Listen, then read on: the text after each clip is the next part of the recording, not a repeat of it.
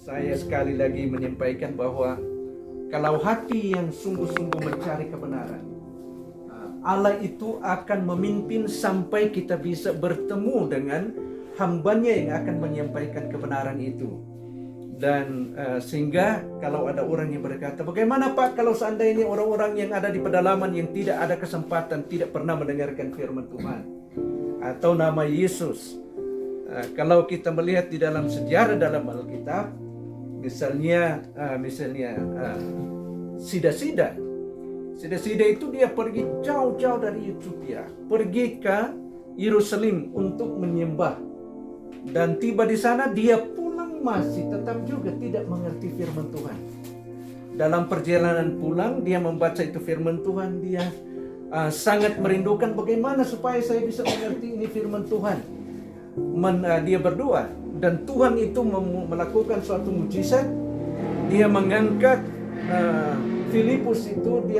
Filipus dengan kuasa. Dia membawa itu mengejar sida-sida ini di kereta supaya bisa menjelaskan firman Tuhan yang dia sedang baca. Nah, malam ini tentu saja kita yang datang, ibu juga yang dari Luwuk jauh-jauh datang, Ibu Silvi. Malam ini bukan hanya keluarga besar biasa, tetapi acara ini memang untuk sebenarnya menyambut anak. Kalau anak yang pertama itu memang sukacitanya yang untuk menyambut excitementnya, bagaimana bahasa Indonesia excitement ya. Mengidam-idamkannya itu supaya tibalah anak. Dan malam ini kita akan membaca firman Tuhan yang terdapat di dalam Ibrani pasal 6. Ibrani pasal 6. Mungkin ada beberapa pertanyaan-pertanyaan yang kita akan jawab malam ini, yang kita temukan yang terdapat di dalam Ibrani pasal 6. Kita akan membaca mulai dari ayat 4 sampai ayat 6. 3 ayat. Oke, Ibrani pasal 6 ayat 4 sampai ayat 6. Ia berkata, sebab mereka yang pernah diterangi hatinya, yang pernah mengecap karunia surgawi, dan yang pernah mendapat bagian dalam Roh Kudus, dan yang mengecap firman yang baik dari Allah, dan karunia dunia yang akan datang, namun yang murtad lagi tidak mungkin dibarui sekali lagi. Sedemikian sehingga mereka bertobat, sebab mereka menyelipkan lagi anak Allah bagi diri mereka dan menghinanya di muka umum. Mungkin saudara-saudara berpikir kira-kira apa pembahasan kita pada malam ini. Saya berpikir juga beberapa hari yang lalu pada waktu saya disampaikan untuk menyampaikan firman Tuhan malam ini, saya pikir kira-kira bahan apa, dan saya bertanya kira-kira siapa-siapa yang akan hadir supaya kita bisa pikirkan bahan yang kita harus bahas. Dan Pak Pendeta bilang oke, inilah mereka yang akan hadir. Dan sehingga saya memilih juga ayat ini. Dan memang ini agak sulit karena katanya di situ murtad. Dan bukan hanya kata murtad di situ yang agak sulit. Juga dikatakan bahwa mereka yang akan murtad tidak mungkin lagi mereka ditobatkan atau dibawa di dalam pertobatan. Sehingga kita berpikir beberapa hari yang lalu, kemarin mungkin di dalam kendaraan, istri saya bertanya, Mario, apakah memang ada yang akan murtad? Orang yang sudah percaya kemudian dia murtad. Maksudnya sudah dia percaya, sudah lahir baru, kemudian dia hilang lagi kembali. Murtad artinya itu yang biasanya yang kita gunakan murtad. Nah sekarang memang di antara kita atau agama-agama memang ada yang istilah itu murtad. Misalnya, dulu itu dia begini-begini, agamanya begini. Sekarang dia pindah agama, memang dia dikatakan, dialah murtad. Ini yang biasanya diartikan atau digunakan kata. Namun yang pertama, sebelum saya membahas tentang hal ini, Saya ingin menjelaskan dulu sedikit hal-hal yang terjadi pada waktu kita percaya kepada Tuhan Yesus Kristus atau menerima Yesus sebagai Tuhan dan Juru Selamat. Istri saya mengutip kembali, dia pernah memberikan pelajaran. Dia berkata, ada 33 hal yang terjadi dengan orang itu yang menerima Tuhan Yesus Kristus saat dia memutuskan untuk percaya dan menerima Yesus sebagai Tuhan dan Juru Selamat. Nah, malam ini kita tidak akan terangkan yang 33 itu dia, tapi kita terangkan saja beberapa. Nah, ada satu hal, yaitu Alkitab berkata di dalam Yohanes pasal 3 ayat 3 sampai ayat 6, di mana dia berkata bahwa kita itu dilahirkan kembali. Kita harus dilahirkan kembali dalam roh dan air. Nah, biasanya orang berpikir itu air adalah kelahiran anak, tapi bukan. Airnya di situ adalah firman. Roh yang menggunakan firman itu untuk melahirkan seseorang di dalam keluarga Kristen. Nah, kadang-kadang kita berpikir, mengapa Tuhan Yesus Kristus menggunakan itu analogi atau metafor tentang orang yang percaya yang sama dengan dia dilahirkan kembali, sama dengan anak yang kita tunggu-tunggu dilahirkan kembali. Karena itu adalah satu proses yang tidak pernah diulang kembali. Anak misalnya sekarang, anak yang akan lahir, sesudah dia lahir, nah mungkin lagi kita isi kembali, masukkan kembali di rahim. Nah, itulah pertanyaan sebenarnya, pertanyaan daripada Nikodemus. Bagaimana saya sudah tua ini, apakah saya masih boleh kembali di rahim saya? Tuhan bilang apa? Tuhan Yesus bilang, Nikodemus, kamu tidak mengerti. Kamu tidak mengerti. Yang dilahirkan dengan daging, tetap dia daging. Tapi yang dilahirkan roh, oke, dilahirkan dalam roh. Maksud daripada Tuhan Yesus Kristus bukan itulah yang saya maksudkan. Yang saya maksudkan adalah sesuatu hal yang baru, sesuatu hal yang rohani, bukan jasmani. Yang lain juga adalah Alkitab itu berkata dalam Yohanes pasal 5 ayat 24 bahwa barang siapa yang mendengarkan perkataanku dan percaya kepada dia yang mengutus aku, dia akan memiliki hidup yang kekal. Bukan hanya dia memiliki hidup yang kekal, tetapi dia tidak akan dihukum, tetapi dia juga sudah berpindah. Alkitab itu berkata, berpindah dari maut ke hidup. Nah, ini sesuatu hal juga yang terjadi. Dan Alkitab juga berkata bahwa kita dibeli. Ini dalam 1 Petrus pasal 1 ayat 18 sampai ayat 23. Bahwa kita dibeli dengan satu harga yang sangat mahal, yaitu bukan dengan emas dan perak, tetapi dengan darah daripada Tuhan Yesus Kristus. Sehingga kita sebenarnya sekarang bukan lagi milik kita sendiri. Sekarang kami dengan penuh kasih, kami diberikan kami diizinkan tinggal di rumah tanpa bayar. Saya tidak usah keras-keras. Dengan kasih sayang mereka kepada kami mencari tempat tinggal. Mereka bilang tidak usah tidak usah sewa pak, rumah itu silakan tinggal. Nah, memang ada hal-hal yang kami mau rubah di dalam rumah itu, perbaikan-perbaikan yang kami ingin buat. Tetapi perbaikan pun itu kami harus tanya dulu. Sedangkan bongkar lemari, saya bilang, ini walaupun dia sudah ada bagian yang sudah rapuh, kami harus bertanya, apakah boleh? Mengapa? Karena rumah itu bukan kami punya. Kalau saya punya rumah di Manado, wah, saya itu pada waktu saya keluar, kembali saya sudah tidak ada pembatas di satu kamar. Saya bilang, ya, sudah hilang. Rupanya ibu sudah bongkar itu pembatasnya. Dia nak tanya kepada saya. Nah, memang kalau rumah kami yang berkuasa, lebih berkuasa itu kalau rumah istri saya, kalau dalam rumah. Nah, kalau di luar ya dia harus tanya pada saya. Tapi kalau rumah, karena dia yang tinggal selalu di rumah, ya silakanlah kalau bongkar ini, bongkar itu. Tapi kalau rumah yang ada kami tinggal sekarang, nah bisa bongkar-bongkar. Karena kami bukan pemiliknya. Orang yang menerima Yesus sebagai Tuhan dan Juru Selamat, Alkitab itu berkata bahwa dia dibeli dengan satu harga. Bukan dengan emas dan perak. Banyak sekali emas di daerah ini ya. Saya belum pernah lihat. Tapi menurut mereka banyak, karena banyak sekali orang yang pergi di sana. Bukan dengan emas dan perak, tetapi dia berkata bahwa dibeli, dibayar dengan harga yang mahal, yaitu darah daripada Tuhan Yesus Kristus. Sehingga saya, sebenarnya dalam kata lain, saya bukan saya lagi. Bukan milik. Saya bukanlah milik saya sendiri, tetapi saya sudah dimiliki oleh Tuhan Yesus Kristus.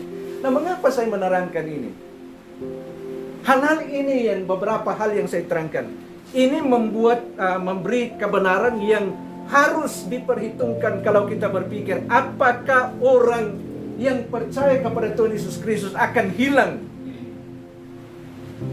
Itu hanya beberapa kebenaran saja yang saya lontarkan, yang tidak mungkin. Alkitab itu berkata juga tidak ada sesuatu yang memisahkan kita dari kasih Kristus. Dia bilang tidak ada sesuatu. Hal yang sekarang, hal yang akan datang, hal yang lalu, dan sampai yang akan datang. Tidak ada sesuatu yang bisa memisahkan kita dari Kristus. Itu suatu jaminan yang sangat keras atau sangat kuat. Nah, sekarang pertanyaannya, Pak, apa artinya itu murtad? Kita kembali pada pertanyaan, apakah memang ada murtad? Ya, ada yang murtad. Yang pertama kita harus mengerti, itu kitab, nama dari kitab tadi yang kita baca apa itu? Ibrani. Mengapa dia diberikan namanya Ibrani? Itu ada artinya. Walaupun dalam asli, penulisan asli Alkitab, itu kitab-kitab tidak ada judulnya. Maksudnya, oh kitab ini kitab Efesus, kitab Kolose, tidak. Karena surat ini kan dibuat dengan surat. Sama dengan misalnya saudara menulis surat cinta kepada pacar. Ini yang belum kawin. Oh ya, untuk ya. Dia menulis surat kepada pacarnya. Dia tidak mungkin judulnya adalah ini. Tidak. Dia akan menulis, kekasihku yang ku sangat sayang. Nah, ini katakan juga oleh Rasul Paulus kepada jemaat yang sangat kukasihi. Nah, dia bilang, tetapi ini, tulisan ini pada waktu bapak-bapak gereja dulu, pada waktu mereka membaca tulisan ini, memang mereka pikir siapa kira-kira yang menulis.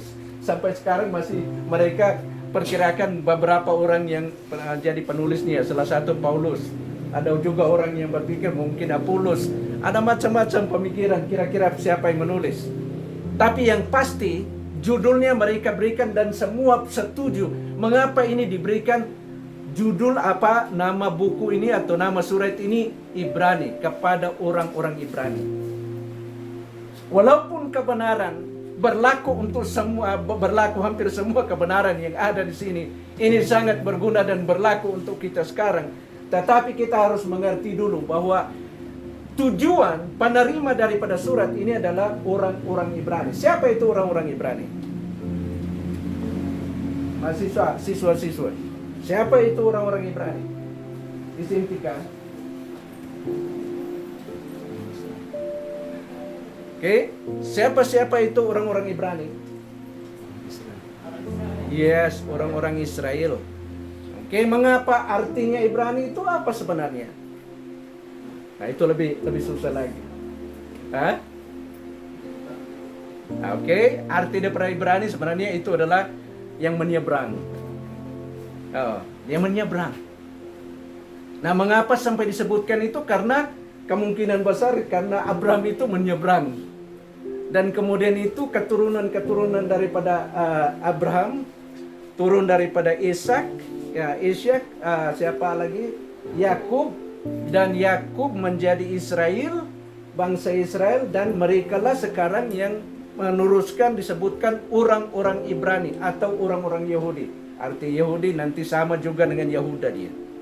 Sekarang mereka ini dituliskan kitab ini kepada orang-orang Ibrani. Alkitab tadi berkata bahwa Mereka yang pernah hati mereka pernah diterangi. Apalagi? Pernah apa? Mengecap. Apalagi? Bukan hanya mengecap roh, karunia roh, tetapi mendapat bagian dari roh, tetapi juga mengecap. Kedua kali diulang itu kata mengecap. Mengecap karunia kuasa daripada firman Tuhan yang akan datang. Nah, sekarang kita berpikir apa yang dimaksudnya di sini. Saudara-saudara yang sudah menerima Yesus, apakah sudah mengecap? Sudah mengecap. Kalau misalnya ada hidangan sebentar, misalnya,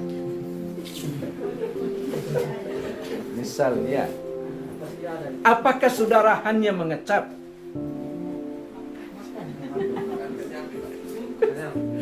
Oh, mesti makan. Tapi janganlah membungkus. Kalau tidak dipersilakan oleh tuan rumah membungkus, jangan bungkus.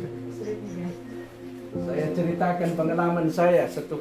Saya tidak sebutkan tempatnya. Pernah saya diundang untuk menghadiri hari ulang tahun dari orang besar. Saya juga pergi. Aduh, banyak sekali orang, mungkin 2.000 orang. Sampai di jalan itu banyak sekali. Tapi saya berterima kasih sekali karena kami hanya 1 meter dari meja. Meja itu penuh dengan makanan dan makanan yang enak. Maaf, saya sebutkan ada babi guling di situ, Mas. Aduh, banyak. Ada berapa? Setiap meja ada. Pidato-pidatonya panjang, khutbahnya panjang. Saya juga tidak berpikir apa-apalah karena makan banyak di meja. Mulai jam 5, setengah 10 selesai. Pada waktu sudah jam makan, berdoa untuk makan. Pada waktu amin, saya mulai berdiri, tetapi orang itu serbu. Itu meja, semua meja. Nak kelihatan meja. Saya tunggu-tunggu, pasti ada sisanya. Pada waktu sudah tidak ada orang, saya pergi di sana. Seekor pun dari babi putar tidak ada. Ikan habis, semua habis, cuma nasi yang sisa. Semua sampai pembungkus pun tidak ada. Saya bilang, ada kemana itu dia? Saya cari-cari mau makan apa. Saya dengan Gabriela, anak kami paling bungsu, dan yang nomor 2 Steve, kami cari-cari di meja, satu meja. Akhirnya saya dapati ada brenibun. Saya senang makan brenibun. Cuma saya kore-kore, saya goyang itu, dia sudah tidak ada daging. Karena cuma kuah yang tertinggal. Brenibun pun hilang. Saya ambil saja kuahnya, saya makan. Sesudah saya kembali duduk sama-sama dengan anak-anak, saya sudah makan. Bilang, Pak, kita harus singgah restoran. Mengapa? Kita harus singgah. Kamu tidak makan? Hai Pak, tidak ada makanan. Ada banyak brenibun di sana. Aduh Papa, tidak lihat itu. Tadi semua di situ taruh tangan mencari daging di dalam brenibun. Ternyata itulah karena dia punya rasanya rupa lain yang dia ambil. Karena semua tangan sudah di situ. Salah-salah kalau dikeluarkan tidak bisa lagi. Nah, kalau kita memikirkan, saya juga hilang pemikiran.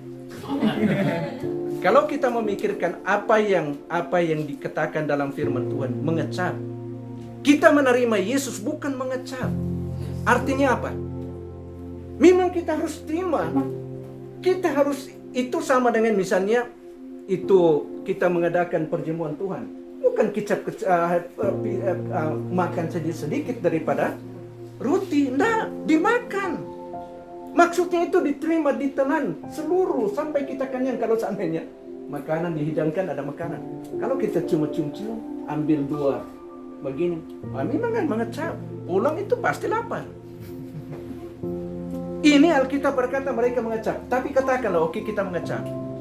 Dan kita mengalami itu juga, mereka mengecap dan mengalami kuasa daripada firman Tuhan, daripada yang akan dunia yang akan datang. Yang dimaksudnya di sini apa sebenarnya? Yang dimaksudnya di sini adalah orang-orang yang dimaksud di dalam ayat ini adalah orang-orang Yahudi pada waktu di mana Tuhan Yesus Kristus dan rasul-rasul ada.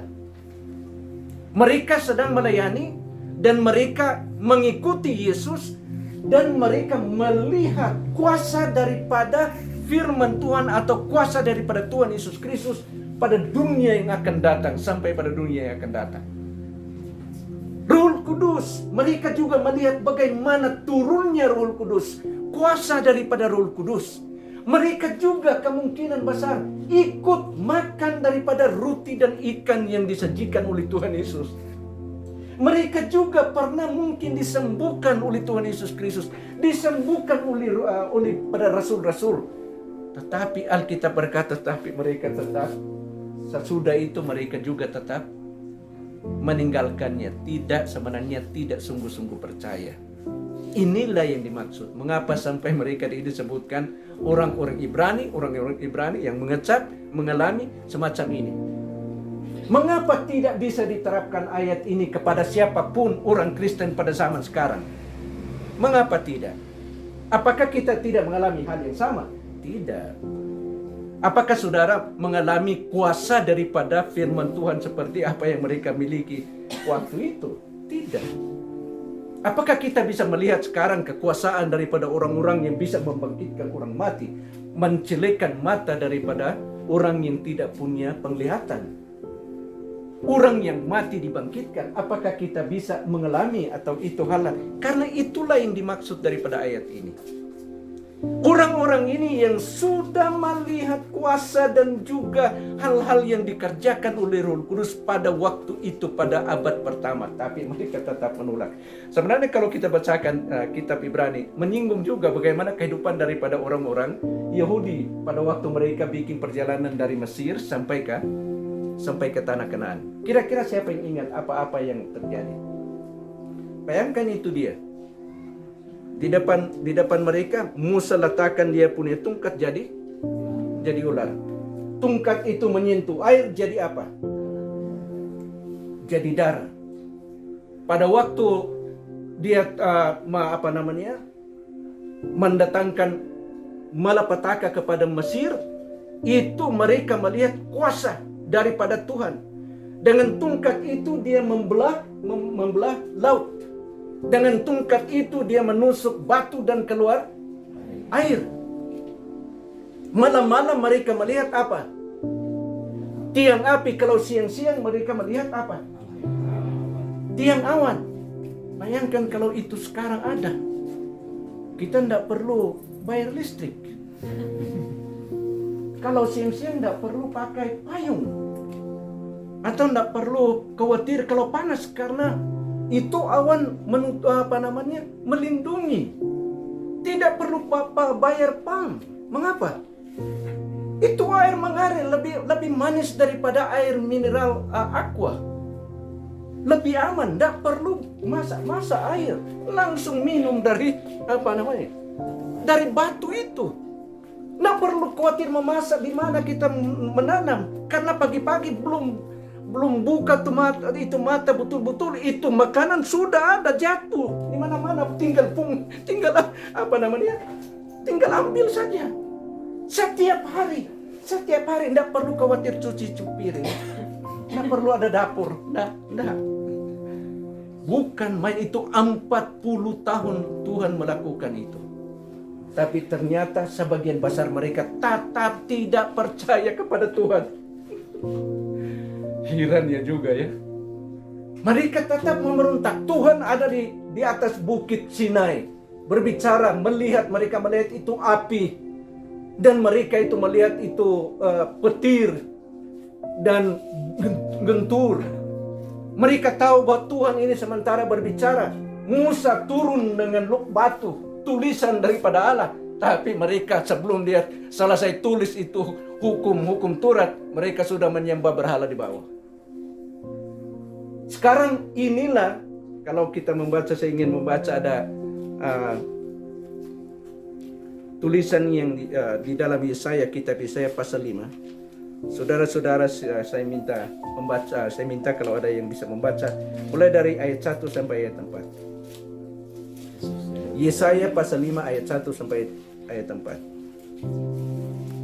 Aku hendak menyanyikan nyanyian tentang kekasihku, nyanyian kekasihku tentang kebun anggurnya. Kekasihku itu mempunyai kebun anggur di lereng bukit yang subur. Dia mencangkulnya dan membuang batu-batunya dan menamainya dengan pokok anggur pilihan. Dia mendirikan sebuah menara jaga di tengah-tengahnya dan menggali lubang tempat memeras anggur. Lalu dinantinya supaya kebun itu menghasilkan buah anggur yang baik, tetapi yang dihasilkannya ialah buah anggur yang asam. Maka sekarang, hai penduduk Yerusalem dan orang Yehuda, adililah antara aku dan kebun anggurku itu. Apatah lagi yang harus diperbuat untuk kebun anggurku itu yang belum kau perbuat kepadanya? Aku menanti supaya dihasilkannya buah anggur yang baik. Mengapa yang dihasilkannya hanya buah anggur yang asam? Saudara-saudara, kalau lanjutkan membaca di bawah, metafor ini di arti sebenarnya artinya adalah bangsa Yehuda dan bangsa Israel. Karena waktu itu sudah terbagi, bangsa Israel sudah terbagi utara dan selatan. Allah itu berkata, Yehova itu berkata, saya menanam anggur dari bibit yang unggul, pilihan. Malah dia sebutkan itu pilihan. Sehingga kalau kita berpikir bangsa Israel itu dari seluruh manusia di dunia, bayangkan itu disebutkan oleh Tuhan bibit unggul. Dia bilang bibit yang unggul. Kemudian saya mengumpulkan semua batu, melimparkannya supaya pertumbuhannya bagus. Dibersihkan, dibuatnya dibuatnya kanal, apa itu? Saluran untuk air masuk. Dibuatnya menara untuk penjaga. Disiapkannya sampai tempat di mana diperas buahnya. Tetapi dia berkata, yang sedihnya karena buah yang dihasilkan bukan manis. Apa yang disebut dihasilkan? Buah yang asam. Kok bagaimana? Apakah Tuhan marah? Kita juga berpikir, oh masa Tuhan marah kalau dia buahnya asam? Kalau sekarang coklat kita, kalau dia berbuah kuning, apakah kita berhak marah? Oh kamu ini dia berbuah, saya harapkan merah, kamu berbuah kuning. Kita kan tidak bisa marah, itu dia. Saya harapkan buahnya besar, tapi kerdil. Oh, tidak bisa marah kepada pohon, berarti ada sesuatu yang kurang. Mengapa sampai Tuhan marah? Karena yang dimaksud di sini bukanlah pohon anggur biasa. Yang dimaksudnya adalah bangsa Israel. Yang dimaksudnya adalah kerajaan Israel utara dan juga Yehuda. Yang mana pohon anggur itu yang mempunyai hak memilih buah apa yang dia akan ingin hasilkan. Itulah bidannya besar. Bidannya besar. Tuhan menyediakan semua berkat untuk mereka. Dan Tuhan mengharapkan supaya mereka berbuah manis seperti apa yang diharapkan oleh Tuhan. Tapi dia berkata, sedihnya karena buahnya asam. Sekarang Tuhan berkata, apa lagi yang sebenarnya saya harus lakukan, yang belum saya lakukan? Waduh, luar biasa kan? Apa lagi yang saya bisa lakukan yang saya belum lakukan? Bayangkan dia bilang, adililah aku antara aku dengan umatku. Wah, Tuhan, kita siapa yang berhak mengadil? Tuhan, mengadili Tuhan. Tapi Tuhan memanggil mereka, adililah aku antara kamu, antara umatku dengan aku. Apalagi yang saya harus perbuat supaya mereka ini menghasilkan manis, buah manis. Ini sama juga dengan tadi di Ibrani. Apalagi yang Tuhan harus lakukan supaya orang itu harus bertobat dan harus menerima dia sebagai Raja dan sebagai Tuhan dan Juru Selamat mereka yang belum dilakukan oleh Tuhan. Sebenarnya itulah Dia berkata, tidak mungkin lagi mereka dibawa ke dalam pertobatan. Mengapa? Karena Tuhan sudah lakukan semuanya. Tidak mungkin lagi. Dia sudah memberikan anaknya. Dia mengutus rasul-rasulnya. Dia juga memberikan Ruh Kudus. Membuktikan semua. Supaya tidak lagi ada keraguan-raguan untuk mengerti kebenaran. Mereka itu diterangi. Yang terang sendiri yang bawa firman untuk menyampaikan firman itu. Pertanyaan apa saja yang mereka tanyakan, Tuhan Yesus Kristus jawab. Tapi mereka tetap tidak. Tetap tidak. Sehingga itulah yang dikatakan dalam firman Tuhan. Tidak mungkin lagi. Maksudnya tidak ada lagi hal yang Tuhan masih boleh bikin. Buat untuk itu. Sekarang kalau kita berpikir. Saudara-saudara mungkin sudah banyak kali mendengarkan firman Tuhan. Itu juga hal-hal yang Tuhan telah melakukan bagiannya. Memang kita dituntut ada satu bagian yang kita harus lakukan di dalam hal keselamatan. Yaitu adalah apa? Menerima. Tuhan lakukan semua. Itulah sebabnya anugerah itu dikatakan keselamatan itu adalah anugerah pemberian dari Tuhan. Karena Tuhan melakukan semuanya. Sehingga dia bisa berkata, apa lagi yang saya harus perbuat yang belum saya lakukan supaya orang itu bertobat. Kemain. Sedih juga kalau kita berpikir. Memang sedih kalau ada orang yang binasa, dia akan pergi ke neraka. Karena kita tahu bahwa Tuhan telah melakukan semuanya. Supaya semua, karena itulah kehendaknya. Alkitab berkata, kehendak Tuhan adalah supaya semua mengenal kebenaran dan bisa selamat. Mari kita tunduk kepala dan kita berdoa. Bapa, terima kasih karena malam ini kami bisa merenungkan firman-Mu. Dan di tempat ini ya Tuhan, Engkau juga berkenan supaya kami bisa mengadakan pertemuan pada malam ini ya Tuhan. Kami juga berterima kasih ya Tuhan karena bukan hanya Engkau telah membawa hamba-Mu sehingga mereka bisa mengenal kebenaran, tetapi juga mereka bukan hanya mengenal Engkau ya Tuhan dan menerima Engkau, tetapi juga mereka mengasihi Engkau ya Tuhan dan melayani Engkau. Kami mohon ya Tuhan supaya Engkau lah yang terus memberkati mereka, khususnya dalam kelahiran daripada anaknya Sylvie. Kami mohon ya Tuhan supaya kami juga semua yang telah mendengarkan firman Tuhan pada malam ini, kami bisa tetap merenungkan kebenaran ini di dalam kehidupan kami. Supaya kami bukan hanya mengenal Engkau, mengecap, tetapi kami sungguh-sungguh menerima Engkau sebagai Tuhan dan Juru Selamat. Karena Engkau telah melakukan segala-galanya ya Tuhan, untuk kami beroleh keselamatan dengan kematian daripada anak-Mu. Dengan Engkau mencurahkan darah-Mu yang sangat kudus di salib ya Tuhan. Kami mohon berkat-Mu dan pimpinan-Mu dalam nama Tuhan Yesus yang adalah Tuhan dan Juru Selamat kami berdoa. Amin.